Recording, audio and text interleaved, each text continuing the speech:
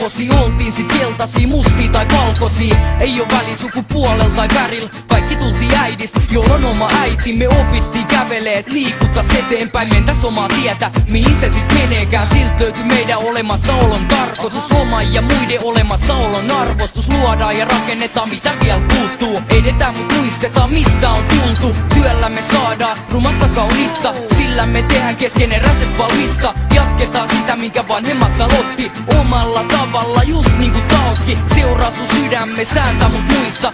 Et vaan satuta tai estele muita.